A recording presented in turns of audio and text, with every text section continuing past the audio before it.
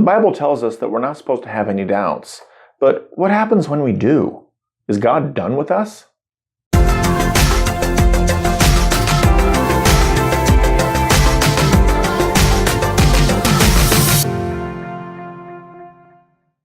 The topic of doubt is one that can be difficult to talk about because we all have doubts.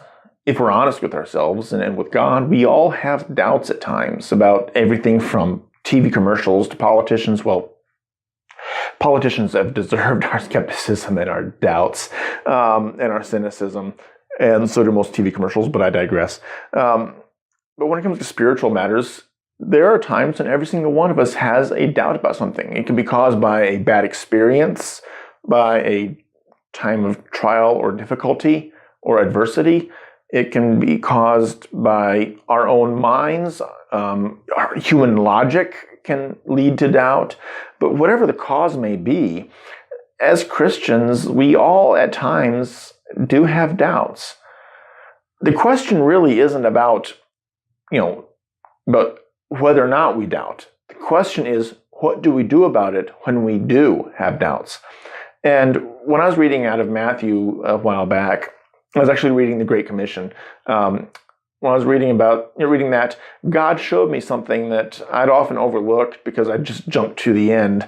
And he showed me something about the disciples that I hadn't quite caught on to, and showed me something about what Jesus did. So let's go ahead and look at that. We're going to be in Matthew chapter 28, and I'm going to get my phone here. It's all plugged up and charging with a nice red cord. Look at that red cord. Our son loves red, and so I've got a red cord. And, that's the recorder. So let me go ahead and go to YouVersion. Oh, I'm already there, so no elevator music this time. So let me go ahead and put it on the screen. First, let me tell you, we're going to be in Matthew chapter 28. We're going to be looking at verses 16 through 20. Give you a chance to turn there. Matthew 28, 16 to 20. Why am I saying turn there? You're watching a video. So let's go ahead and put it on the screen. Now the 11 disciples went to Galilee, to the mountain to which Jesus had directed them. And when they saw him, they worshipped him, but some doubted. And Jesus came and said to them, "All authority in heaven and on earth has been given to me. Go therefore and make disciples of all nations, baptizing them in the name of the Father and of the Son and of the Holy Spirit, teaching them to observe all that I have commanded you.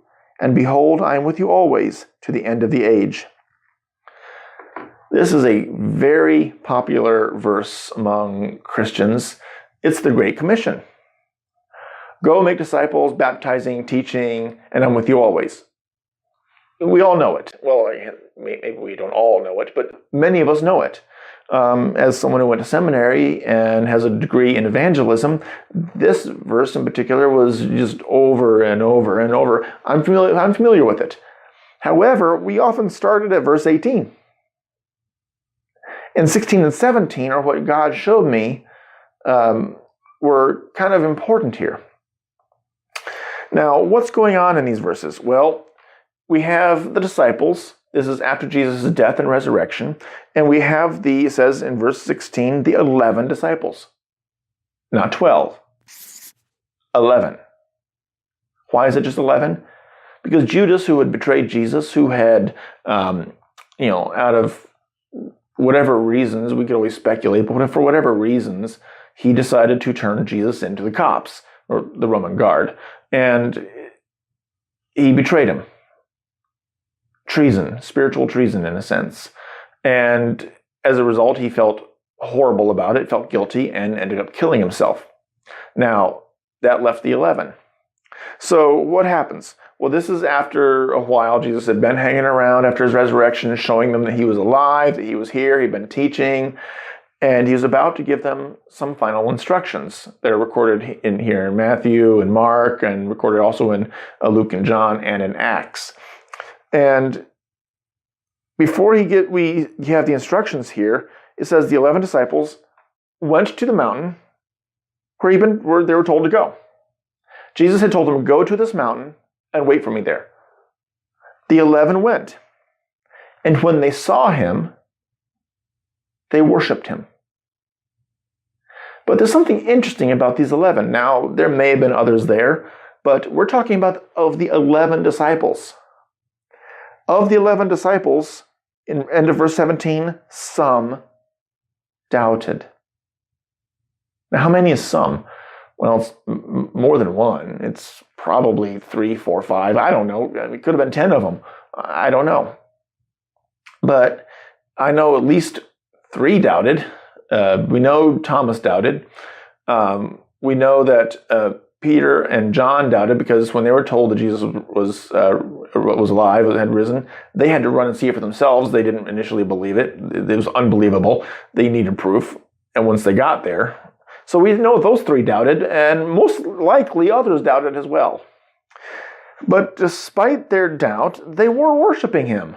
They were worshiping Jesus. And what was Jesus' response? His response to their doubt was, "You evil doubter.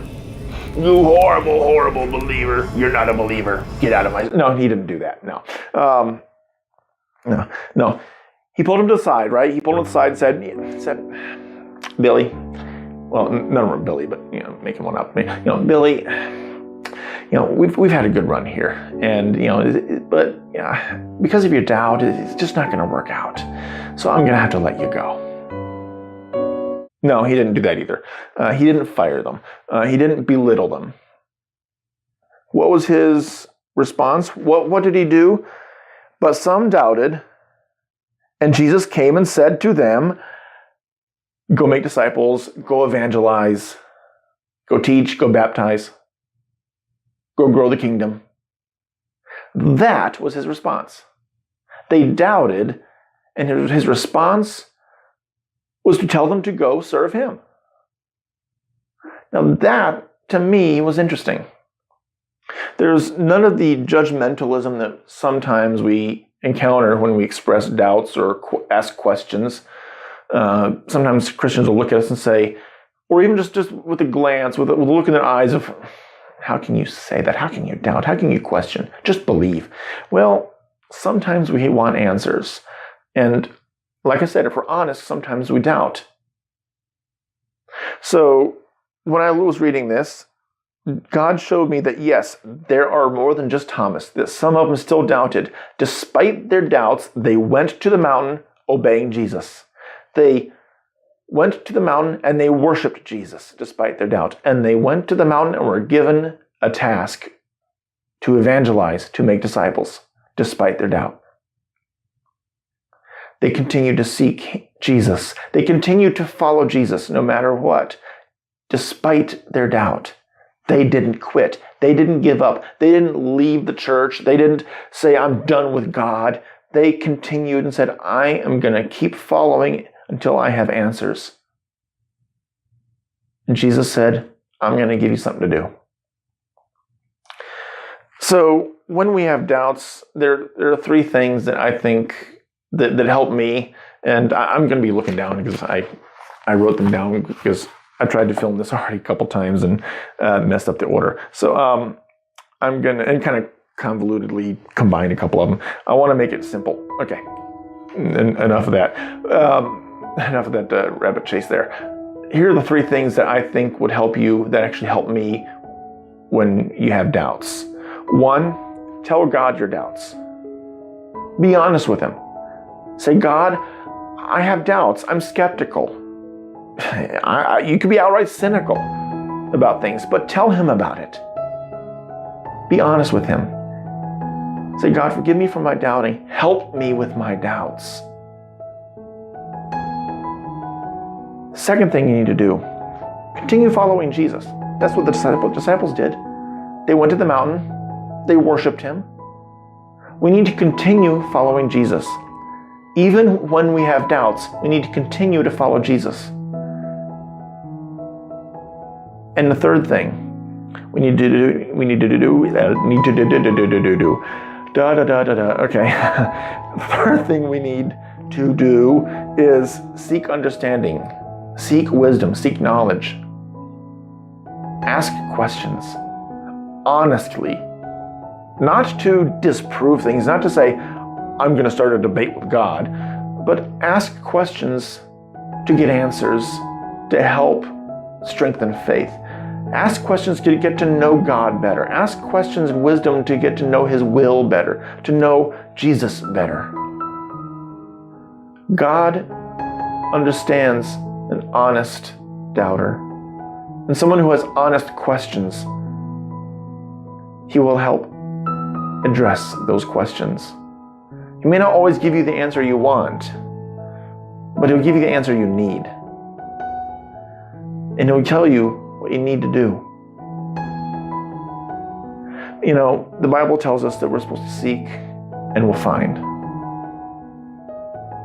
So as someone who does have doubts at times, and I'm sure that you have doubts as well, I think if you and I, if we together do those three things, if we tell God that we're doubting, if we continue to follow Him, and we seek answers, God will bless us, God will use us,